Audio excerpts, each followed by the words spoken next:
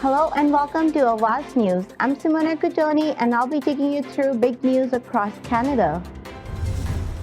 Ukraine says dozens killed in attack on rail station packed with evacuees. Federal budget will help fix Hamilton's housing crunch, Trudeau says during a local stop.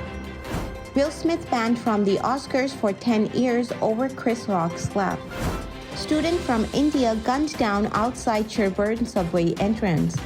Christine Wong to leave Toronto City Council to run as a NDP candidate in provincial election. Amazon raises Prime membership rates for Canadians for first time. Toronto businessman accused of $12 million pandemic Ponzi scheme found and charged with fraud. Canada invites 919 PNP candidates to apply.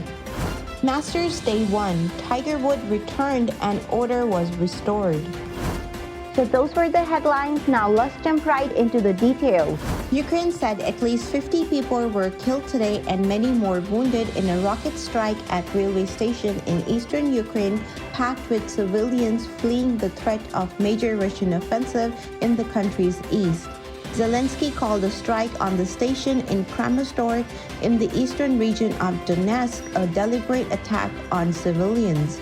The town's mayor estimated about 4,000 people were gathered there at the time. Moscow has denied targeting civilians since invading Ukraine on February 24th, in which it called a special military operation to demilitarize and denazify its neighbor.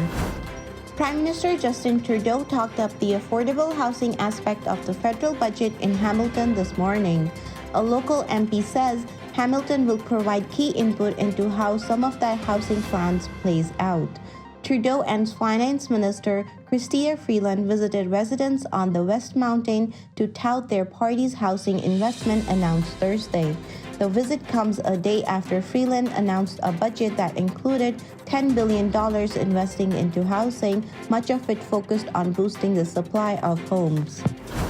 The Motion Picture Academy today banned Will Smith from attending the Oscars or any other Academy event for 10 years following his slap of Chris Rock at the Academy Awards.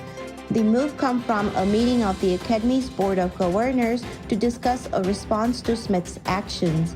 Smith preemptively resigned from the Academy last week during the run-up to the meeting and said he would accept any punishment from the Academy handed down. The ban means Smith will not be presenting one of the major awards at the next year's Oscar, as is tradition for the Best Actor winner.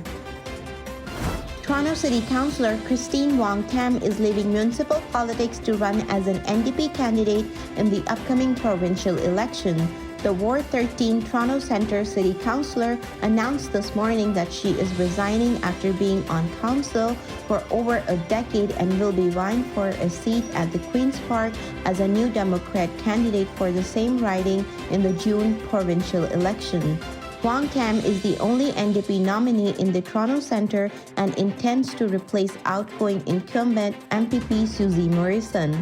Morrison was the first ever NDP MPP elected for Toronto Centre in 2018. She announced earlier this week that she is not seeking re-election due to health reasons.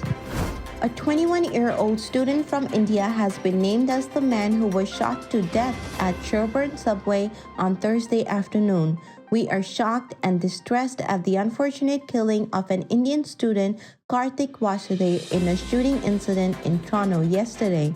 We are in touch with the family and will provide all possible assistance, the Indian consulate tweeted.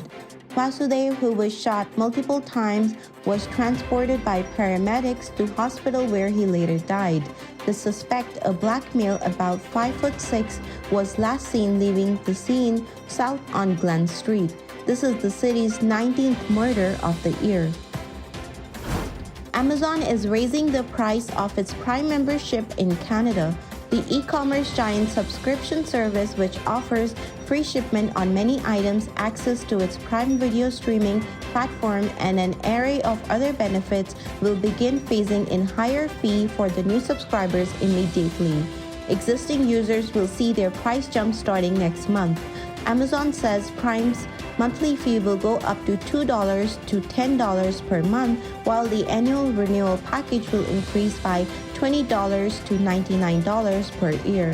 It's the first price increase for Prime since Amazon launched the membership for Canadians in January 2013.